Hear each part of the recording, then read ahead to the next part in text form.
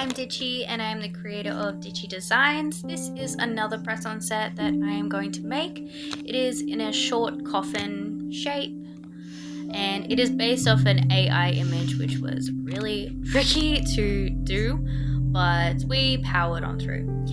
So first went in with my two base coats, cured them, and now we're going in with 3 lots of nails on each hand with a black base. I think I probably do 2 layers of this just so I can have like a solid black. I need to find a good black gel polish because sometimes it's really just not pigmented enough and you want to do just one pass. Okay, so with this design we have to do a umbrella ombre with like a hint of purple inside it, which I found a little bit tricky.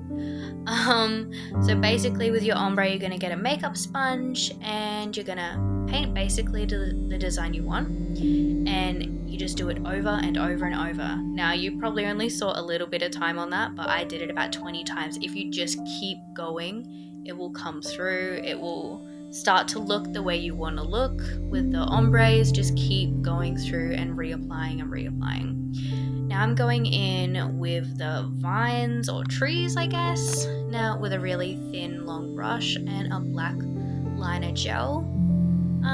Doing my base branches first, so the biggest ones first, and then going off of them. You also want to make it thicker at the bottom just so it looks like it has kind of like a trunk in a way or a base, and then going off with tiny little lines.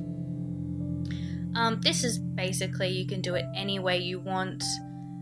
The photo I based it off was a bit more stagnated in the like line work, so it kind of gave it a bit more like a, I don't know if you call it creepy vibe, or like, see how they have a little bit more sharp edges, it's not just flowy. So I went through and did that, and then I wanted to make it a bit more bolder, so I went over those lines again with another black gel liner, just because I wasn't happy with how it turned out first and I wanted to make the lines a lot more sharp. Because I will be going over this with a matte top coat, so you really want to make sure the work is kind of exactly the way you want it, because sometimes the matte top coat can kind of blur the lines, so you want to make them really sharp. Now I'm going in and doing kind of the flowers because they're so tiny. I just use the, what do you call this brush? Probably like a little ballpoint brush, dotting tool, there it is, and I actually put 2 different colors on the one dot, so then it kind of makes its own shading. It's really random, you don't need to like be specific on where it is. I just did a light purple and a dark purple and put it on, and then I went through with a tiny liner brush just to give it a little bit more definition.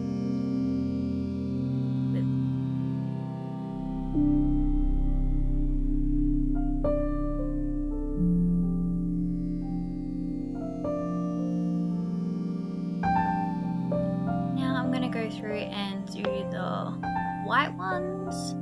So same brush. I mostly use this in long brush for all of my kind of fine line work.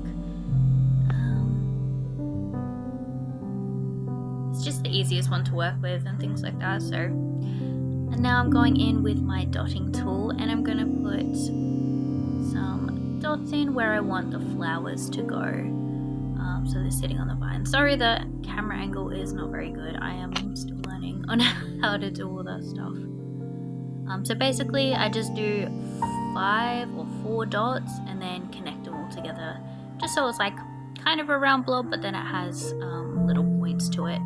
Then I'm going in and just making some side little white dots, just top coating that first nail now.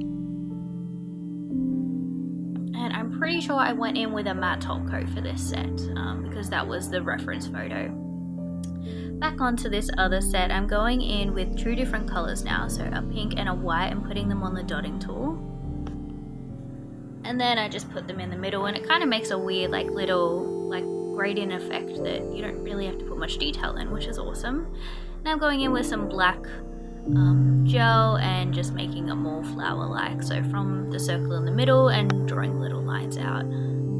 Custom making a color here because I didn't have the exact color, so I had to make like a burgundy purple and I didn't have it, so you just make it. Going in and doing a ombre like the start, I think it's called a umbrella ombre, so it's from the top and it's more rounded. Putting more of the custom color and black on until I get the consistency I like. Then I go through and basically do the same pattern. This is how it turned out. Also